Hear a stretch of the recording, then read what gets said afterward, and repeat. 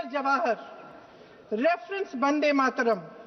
We shall have a talk in Calcutta and also discuss the question in the working committee if you bring it up there. I have written to Dr. Tagore to discuss this matter with you when you visit Santi Niketan. Please do not forget to have a talk with him when you visit Santi Niketan. ये 17 अक्टूबर को लिखी जाती है। 10 अक्टूबर को नेहरू जी इसका जवाब देते हैं और आपके और 20 अक्टूबर को, हाँ ठीक है, 20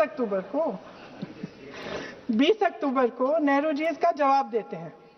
इस जवाब की एक पंक्ति प्रधानमंत्री जी ने सुनाई, बाकी पंक्तियां क्यों नहीं सुनाई? क्योंकि उनमें नेहरू जी क्या कह रहे हैं? There is no doubt that the present outcry against Vande Mataram is to a large extent a manufactured one by the communalists. Yeah. Whatever we can do, whatever we do, we cannot pander to communalists' feelings, but to meet real grievances where they exist. I have decided now to reach Calcutta on the 25th morning. This will give me time to see Dr. Tagore as well as other friends. समझ रहे हैं आप? प्रधान चुप है तो समझ ही गए होंगे। फिर क्या होता है?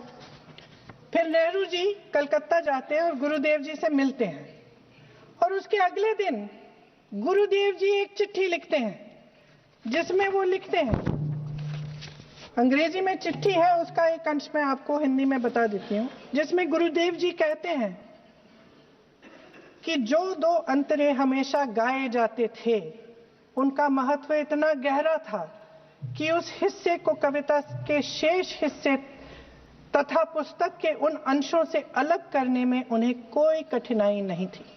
उन्होंने ये कहा कि स्वतंत्रता संग्राम में हमेशा से वही 2 अंतरे ही गाए जाते थे और उनको गाते हुए कुर्बानी देने वाले सैकड़ों शहीदों के सम्मान के लिए उन्हें ऐसे ही गाना उचित रहेगा। उन्होंने यह भी कहा कि बाद में जोड़े गए अंतरों का सांप्रदायिक मायना निकाला जा सकता है और उस समय के माहौल में उनका इस्तेमाल अनुचित होगा। इसके बाद 28 अक्टूबर 1937 में कांग्रेस की कार्य समिति ने अपने प्रस्ताव में वंदे मातरम को राष्ट्रगीत घोषित किया। उन्हीं दो अंतरों को कार्य समिति की बैठक में महात्मा गांधी जी, नेताजी सुभाष चंद्र बोस, पंडित नेहरू, आचार्य नरेंद्र देव जी, सरदार पटेल जी, गुरुदेव रविंद्रनाथ टैगोर जी सब मौजूद थे। इस प्रस्ताव के ये सभी महापुरुष इस प्रस्ताव से सहमत थे। आगे क्या होता है ये भी सुना लूं।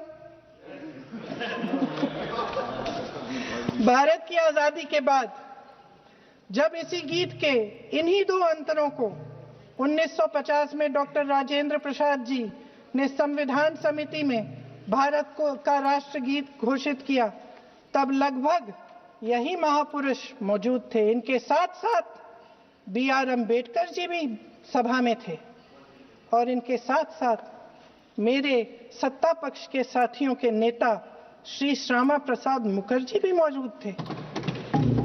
वही 2 अंतरे राष्ट्रगीत घोषित किए।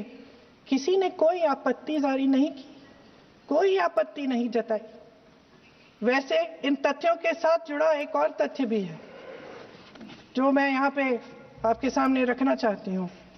आज हम अपने राष्ट्रगीत पर बहस कर रहे हैं, लेकिन हमारा राष्ट्रगान भी एक कविता का एक अंश ही है, एक लंबी कविता का एक अंश है।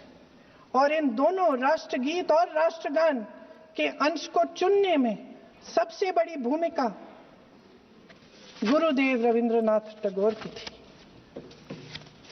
वंदे मातरम के स्वरूप पर सवाल उठाना, जिसे संविधान सभा ने स्वीकार किया, न सिर्फ उन महापुरुषों का अपमान करना है जिन्होंने अपने महान विवेक से ये निर्णय लिया, मगर एक संविधान विरोधी मंशा को भी उजागर करता है।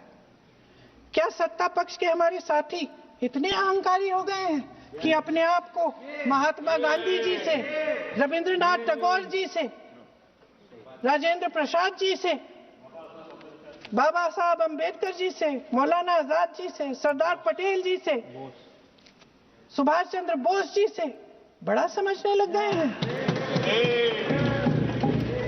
मोदी जी का अपने भाषण में ही कहना कि राष्ट्रगीत को एक विभाजनकारी सोच द्वारा काटा गया, उन सब महापुरुषों का अपमान है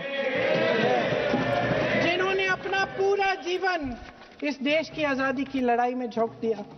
वंदे मातरम को विभाजित करने का आरोप लगाकर आप पूरी संविधान सभा पर आरोप लगा रहे हैं, उसके हर एक नेता को दोषी ठहरा रहे हैं। यह हमारी संविधान सभा और हमारे संविधान का खुला वार है। और जहां तक जवाहरलाल नेहरू जी की बात है, जितनी देर हमारे प्रधानमंत्री देश के प्रधानमंत्री रहे हैं, 12 साल हो गए हैं, लगभग उतने ही सालों के लिए जवाहरलाल नेहरू जी जेल में रहे। किस लिए? इस देश की आजादी के लिए।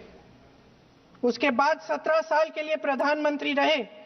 आप बड़ी आलोचना करते हैं इनकी, लेकिन अगर इन्होंने इसरो नहीं बनाया होता तो आज आपका मंगलयान नहीं होता। अगर DRDO नहीं बनाया होता तो तेजस नहीं बनता।